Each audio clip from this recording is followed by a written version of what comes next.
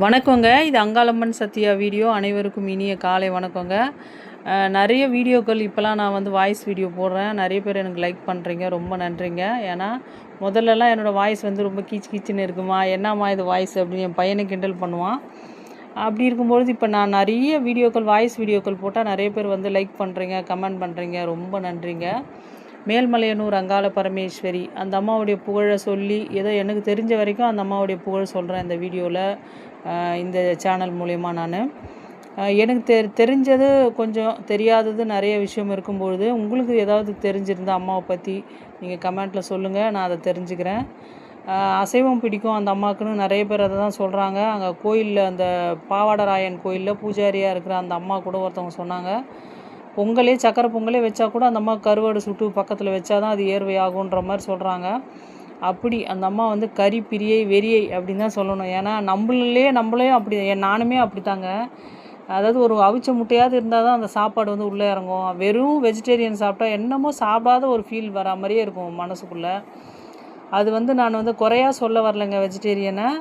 அது மாதிரி பழகிடுச்சு நம்மளுக்கு. வந்து அசைவம் ஏதாவது இருந்தால் தான் அந்த அந்த ஃபீலிங் தான். இப்போ அந்த பட்டை லவங்க வாசனை வந்தால் தான் நம்மளுக்கு அந்த சாப்பாடே இறங்குன்ற மாதிரி அது மாதிரி இருக்குது. ஆனால் வெஜிடேரியன் பழகினவங்களுக்கு அது அவங்களுக்கு பிடிக்கும். நம்மளுக்கு நான் வெஜிடேரியனுக்கு நம்மளுக்கு இந்த சாப்பாடு தான் நம்மளுக்கு பிடிக்குதுங்க. அது என்னென்னு தெரியல.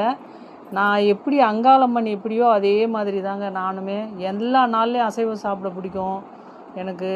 இந்த நாளில் சாப்பிடக்கூடாது அப்படின்ற ஒரு ரூல்ஸே இல்லை. அன்றைக்கி ஒரு அமாவாசை நாள் மட்டும்தான் நாங்கள் படைச்சோம்னா அன்றைக்கி அசைவம் சாப்பிட மாட்டோம்.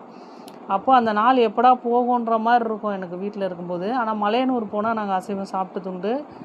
அந்த வேஷத்தோடு அந்த அம்மாவுக்கு அசைவம் வந்து சாப்பிட்டா தான் அது அந்த அம்மாவுக்கு ஏர்வை ஆகும்னு சொல்லுவாங்க. அதனால் நான் ஒன்றும் அவ்வளோ பர்ஃபெக்டாக வேஷம் போடலைங்க. ஆனால் எனக்கு தெரிஞ்ச வரைக்கும் போடுறேன். எனக்கு தெரிஞ்ச வரைக்கும் என் அம்மா என் கூட இருக்கான்ற ஒரு ஃபீலு.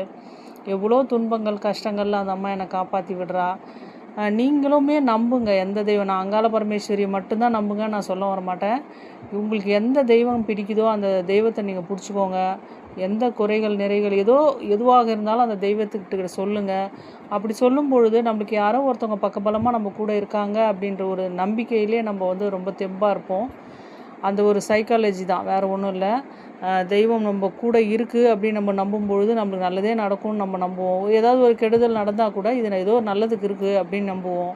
அதனாலங்க எந்த தெய்வமும் உங்களுக்கு பிடிக்கிற தெய்வத்தை நீங்கள் வணங்குங்க.